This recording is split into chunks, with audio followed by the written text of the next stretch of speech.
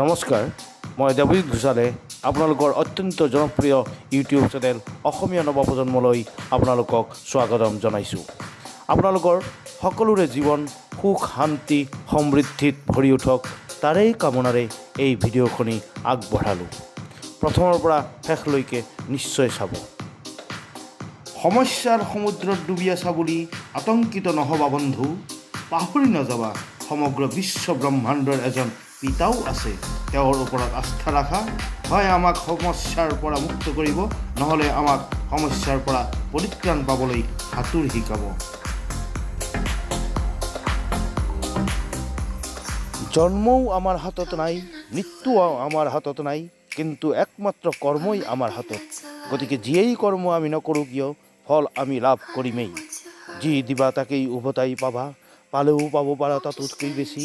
ভাল কৰ্মৰ ভাল ফল, বেয়া কৰ্মৰ বেয়াই ফল, পালেও পাব পাৰা তাতোতকৈ বেছি। পলম হ'ব পাৰে, কিন্তু যি হ'ব পাৰফেক্টই হ'ব।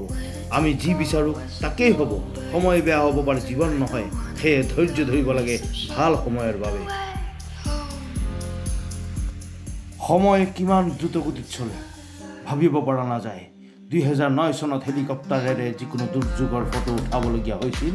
মাত্ৰ 10 বছৰৰ মূৰত আজি পাইলট আৰু কেমেৰামেনৰ চাকৰি ড্ৰোন নামৰ যন্ত্ৰটোৱে লৈ গ'লে। গতিকে সময়ৰ গতিত নিজকে আপগ্ৰেড কৰিবলৈ প্ৰচেষ্টা কৰক।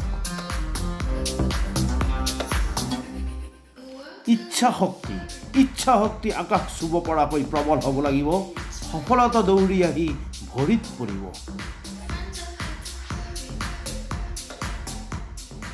সফলতা কেতিয়াও স্থায়ী নহয়, পৰাজয় কেতিয়াও জীৱনৰ চূড়ান্ত পৰ্যায় নহয়। গতিকে আমৃত্যুলৈকে থমকি যাব নালাগে, যেতিয়ালৈকে ইতিহাস ৰচিব নোৱাৰে। পোহৰ সূৰজৰে হওক বা আশাৰেই হওক, জীৱনৰ সকলো এন্ধাৰৰ এদিন সমাপ্তি ঘটিবই। ভুল, পৰাজয়, ইতিকিং, নিৰাশা, তিৰস্কাৰ, এইবোৰ জীৱন উজ্জ্বল কৰাৰ একো একোটি চাবিকাঠি, যাৰ দ্বাৰাই অভেদ্যৰ পৰা দুৰ্ভেদ্য তলা খুলি পৃথিৱী জয় কৰা যায়। এই পৃথিৱীত আপোনাক ঠগিবলৈ কাৰো জন্ম হোৱা নাই। এবাৰ ভাবকচোন, আপুনি আপোনাৰ বিবেক বুদ্ধিক কাৰোবাৰ পদতলত বন্ধকত ৰাখিবলৈ গৈহে কাৰোবাৰ প্ৰতাৰণাৰ চিকাৰ হৈছে।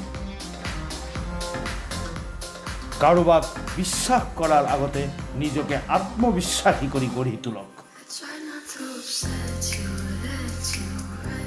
আত্মবিশ্বাসী হ'বলৈ গাঁৱৰ তিনিআলিৰ জিৰণি চৰাত বহি ডাঙৰ ডাঙৰ ফিতাহী মাৰিলে নহ'ব। আত্মবিশ্বাসী হ'বলৈ হ'লে যিকোনো কৰ্ম অভিজ্ঞতাত নিজকে পৰিণত কৰিব লাগিব। যিকোনো কৰ্মকেই জীৱনৰ প্ৰথম আৰু অন্তিম কৰ্ম বুলি গ্ৰহণ কৰিব লাগে।